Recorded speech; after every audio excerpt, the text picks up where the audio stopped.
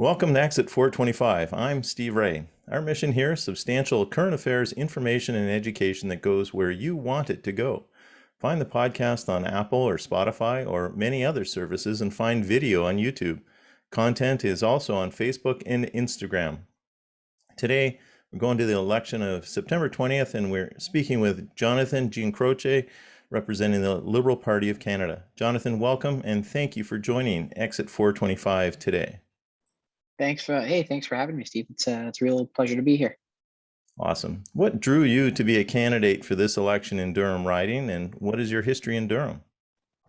So this journey for me started 2 years ago. As some of you may know, I was a candidate in 2019.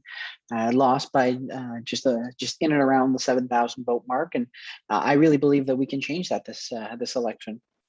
You know, for me, I'm running because I want to make a difference, especially in our community. Our community is changing and growing, and I personally am really excited about that growth. It's been, whether we see the growth in North Oshawa, Curtis, Bowmanville, and even in Scugog with new developments, it's a changing progressive dynamic, and I really want to be that progressive voice. You know, when I first got into politics, I was very young. My grandfather was in my former community of Beaches, East York. He was a big supporter of then Minister Maria Mina. And so, you know, used to take me out, and that's really where I got my feet wet within politics and the Liberal Party, and then kind of grew. And you know, there was a saying that in Italian, that you know, if you're going to do things, do it right and do it better, and do it. You know, it's basically your civic duty. If you see someone in need, you go to help them, and that's really the person I am. And those are the family values that I've grown up on. And that's really what I want to bring to this riding. You know, like I said, it's a growing community. When COVID-19 hit, there were a lot of members of this community in need, and our government really did step up to help. You know, with CERB, with the wage subsidy, with the Canada Business Account, right? And so to be there and have the backs of not just people but small businesses and members of the community, that's really our values, and those values align with mine. And I really want to be there for this community and be a strong, united, progressive voice for really this community and for everyone at the end of the day, because that's who we represent. So is that what attracted you to Justin Trudeau and the Liberal Party? So, as I mentioned before, I've been a member of the Liberal Party since a very young age. They've always had their values have always aligned with mine. With you know, like I said, whether it's helping people, right, and making sure that we are there when people need us the most. And that's really what we've done, right? We've shown that we've you know, since 2015, we've taken action on things like climate change, like affordable housing. And during the pandemic, like I mentioned, we were there. We procured the most diverse portfolio of vaccines across the G7 countries, and we're able to deliver the fastest. We were the fastest out of the G7 to administer vaccines, right? Making sure that we can get life back to normal, back to a new normal, and be able to recover out of this pandemic and make sure that we come back stronger, and that we really do, and at the end of the day, build back better, because that's really our goal here. And especially here in Durham, right? We want to make sure that our businesses have the tools that they need to be able to build back better and grow, because at the end of the day, we want to make sure that our small businesses, especially here in Durham, are really the backbone of our economy. And so you know, and that includes farmers, right? Because at the end of the day, farmers are businesses. But we need to make sure that we have the backs of their backs, and that they can build back better, so that we can grow our economy, our local economy. And I've always been a big supporter of supporting our local small businesses, whether it's, you know, going to a local restaurant, a local farm. This time of year, my family and I always go apple picking, because we just love supporting our local farmers and our local businesses.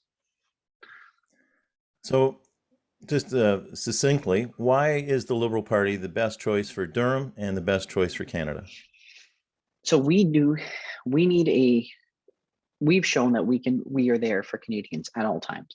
We've been there for members of the community with vaccines, with the wage subsidy, with CERB. When a lot of people lost their job, we were there to help them. We gave them we were providing $2,000 a month to families in need, and that really, really did help. Since 2015, if we talk about our record a little bit, let's talk about the Canada Child Benefit. The Canada Child Benefit really did lift children out of poverty. I believe the numbers in and around 300,000, maybe more. But we are there for Canadians, and we make, to have that amount of children lifted out of poverty is incredible, right? And we just want to make sure that we're there for them. Because at the end of the day, an investment into our children is an investment into our future economy. And so we are the only party that's going to grow our economy progressively and grow our we're going to be able to grow our economy and make sure that we are there for Canadians at all times and for our future. We have a plan that includes $10 a day childcare.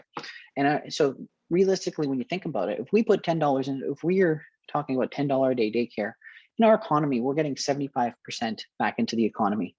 All right. So it's $1.75 back into the economy. And that is incredible. And to be able to be there, like, single parents have a hard time finding daycare. We want to make sure that we create more spaces now, and that's really what this plan does. We've signed agreements with 8 provinces and territories, and Ontario has said that they will sign if we are reelected. And to be able to do that, get more people into the workforce, hire more teachers, cut down the cost of daycare. That's really going to be that's really going to be amazing for families. We're going to support our children, and really, what it is an investment into our children, because they are the future. Awesome. And, we'll touch on that topic again a little bit later and some of the differences between the Liberals and other parties. Exit 425 is on the rural-urban fringe of the GTA, and this leads to questions about the environment, food security as farmland is consumed, infrastructure needs, all in the shadow of a nuclear energy and waste energy plant. What do you see as the key local issues for Exit 425 that the federal government might have some interest or investment in? So a couple of things here. So I'm going to separate this question into 2 parts. One, we're going to talk about the environment. The other one, I want to talk a little bit about farmland. So I actually had a great meeting with the Ontario Federation of Agriculture, and we had a great discussion on what we can do to preserve our farmlands. Like I mentioned earlier, I am a big believer in supporting local and supporting our local farmers, because they create jobs in our economy, and they provide the necessary, let's face it, they provide food, right? And personally, there's nothing better than being able to go to a local farm and getting a fresh fruit, fresh vegetables, fresh apples, for example. I'm a big apple lover. I love apples. I will fully admit. But apples, there's something about getting fresh local fruit, and I'm a big believer in that. And I'm a big believer that we need to support our local farmers and preserve our farmlands. On the other side of the environment, we are the only party that has taken action against climate change. Right? We recognize that climate change exists, and we've done more to combat it than any other parties. And we are the only party that has a plan that's been rated like 8 out of 10. And that is substantial. And to be able to get a rating from a third-party organization, 8 out of 10. So our climate plans are working, whereas our other competitors, and the Conservatives have gotten a 2 out of 10, and the NDP a 4 out of 10. So we are the only party that is going to take action on climate change, and that starts with our price on pollution, making sure that it's not free to pollute our environment. We need to make sure that we have a healthy planet for our kids and our grandkids. And that's one of the things I'm worried about, because, as someone once put it to me, you can't have kids if there's no planet, right? And so we want to make sure that down the road, for our kids, our grandkids, and their grandkids, that we have a healthy planet, a sustainable planet. And that starts really with protecting our environment and getting manufacturers vehicle manufacturers to create more electric vehicles. That more small businesses, some of the small businesses are dreaming up some of the futuristic net zero emission technology, which is, in my mind, fantastic, right? Because this is the way of the future. We are the party that is creating a green economy, and a green economy of the future, because really we know that a green economy is a booming economy. And once we move to a green economy, that's not only protecting our environment, they're going to create well-paying jobs. Small businesses are going to thrive. Electric vehicles are going to be around, and it's a booming economy, and that's what we really want to do, and that's how we really want to combat climate change. Good, thank you. Mr. Trudeau has been proud of has long been proud of his plan to rebuild the middle class. What have the Liberals accomplished to that end over the last 6 years, and what is the plan going forward? So let's go back to our record for a second. We have cut taxes for the middle class. It was one of the first things we did. The second thing we did was we talked about the Canada Child Benefit and how many people it's lifted, how many children it's lifted out of poverty. And so again, that is us building the middle class. And 300, when you think about it, 300,000 children, and if not more, that is an older stat, but that's a substantial amount of children that are now going to be able to an investment that we've made in our children so that they can grow and get a good paying job. So we obviously know that there's more to do, and we are always there to help the middle class. We've cut taxes for the middle class. We scrapped the old tax credit and created the Canada Child Benefit. And that has been a program that has been internationally recognized for the good that it has done for our children. And like I said, it's an investment into our children. And going forward, we talked about $10 a day daycare. Again, that is a substantial investment in our children and our grandchildren. It's going to benefit down the line. If the Conservatives get into power, we're going to go back to the old tax credit, and it is not going to help families. If you take the average cost of daycare, I believe I saw a stat that was about, if we say $10,000, the Conservative plan is only going to save you in and around $3,000, whereas we are saving $7,300. So that is a substantial amount of savings for families. And again, it's an investment into not only just our kids, our economy, and that's our plan moving forward, and that's our plan to help the middle class. Awesome. So you've answered one, very clearly one of my questions, in terms of why you think that your plan is better than Aaron O'Toole's plan and the NDP plan as well. So recently, Mr. Trudeau reiterated the reality that if the feds were ever to implement a national vaccine passport, they would necessarily, due to the constitutional division of power, need to work with the provinces and the territories. Does that mean it can never happen? It seems that if Doug Ford wants one, that he will likely need to back that up with some cooperation. So your thoughts? Well, so first off, I want to start by saying I am encouraging every Canadian to get vaccinated. Vaccines are the way that we are going to recover from this pandemic and recover out of this pandemic and get back to a new normal. We are in favor of vaccination certificates, and I was interested to see that Doug Ford announced that they were going forward with a vaccine passport. We've already said that we will work with the provinces and territories, and that we are going to cover some of the costs to make sure that we have a vaccine passport system or a vaccine certification system, because we know that is one of the only ways that we are going to come out of this pandemic stronger. That's one of the ways that we're going to build back better. But it all starts with cooperation from our provinces and territories. And if we have a national funding program, which we've already said that we are going to do as a re-elected government, the Conservatives don't believe that vaccines should be mandatory or that there should be a vaccine passport. And we strongly believe that vaccines at the end of the day save lives. They do.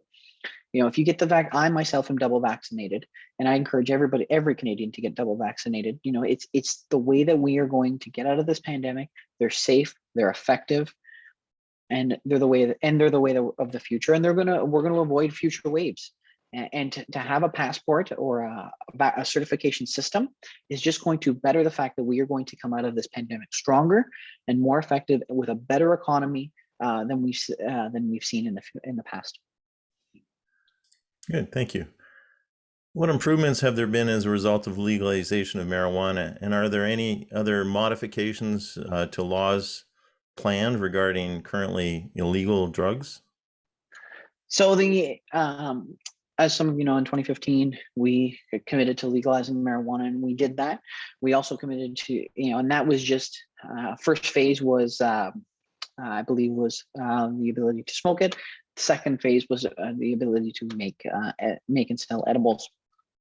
And so, these, when we talk about these, the legalization of marijuana, right. So if we look at Oshawa, for example, or even actually in Bowmanville, I had walking up down the street of Bowmanville, and a lady had approached me, older lady, won't mention her name, but she had said to me, this is incredible to see that, three different marijuana supply stores in Bowmanville.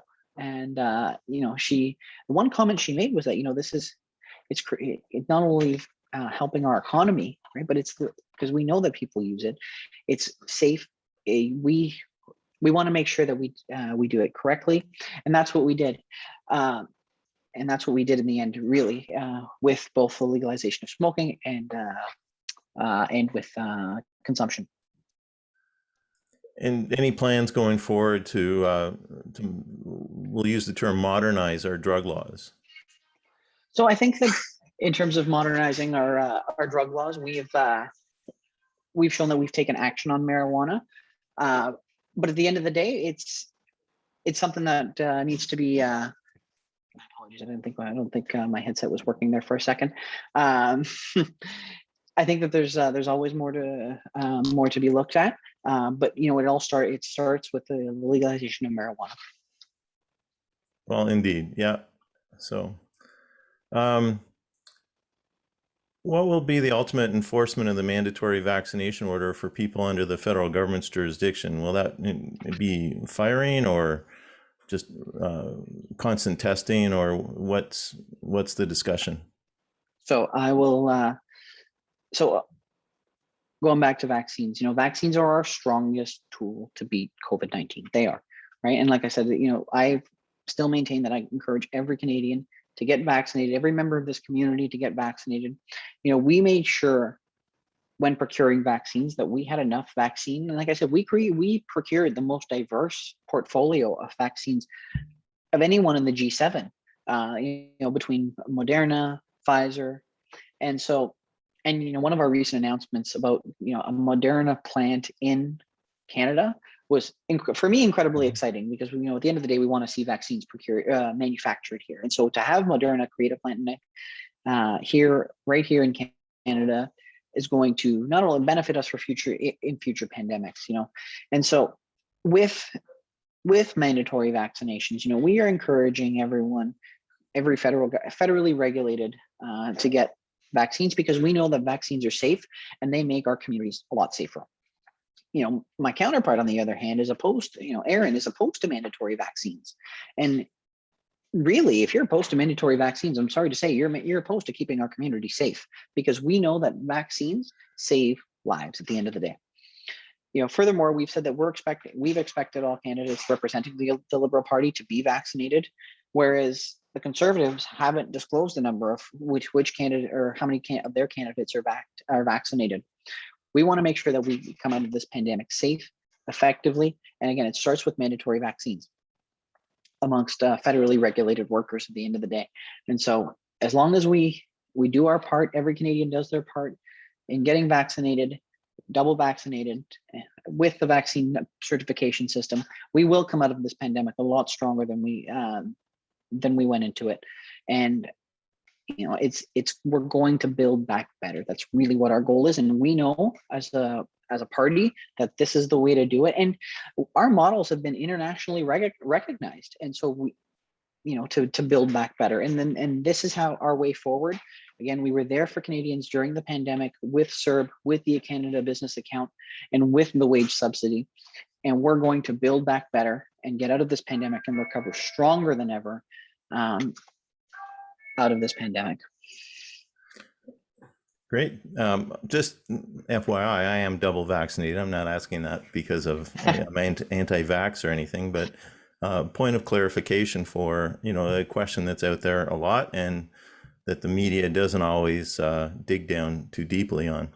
Another one of those would be, there's been a bit of a question and something talked about in terms of taxing the benefits on primary residence. And of course, For old folks like me, that becomes an issue, and it is an issue around. So could you clarify the Liberal position? Because I don't think that's necessarily as clear as it could be. So I am happy to clarify this because this is one of the most outrageous lies that I have ever heard in my political career. Because the Liberal Party, let me make this very clear: the Liberal Party will not tax capital gain sales on your home. That is wrong. That is misconception that is out there by the Conservatives and by my direct counterpart, Erin O'Toole. And so that is not something that we are going to do. We have a comprehensive housing plan to make sure that Canadians can afford a home, and that seniors, because let's face it, seniors want to live in their home, and we have a comprehensive plan to ensure that happens, and that we can care for seniors in their home. We have a plan, for example, to tax the home buyer's tax-free savings account, which every dollar that someone earns and they put into that account is going towards their down payment on a home. We've created the first-time home buyers program where you can get 5 to 10% of your down payment on a home. We're going to introduce a homeowner's bill of rights so that your rights as a homeowner are protected. We're going to make the bidding process more transparent by eliminating the blind bidding process. And we want to make sure that we're going to unlock home ownership at the end of the day.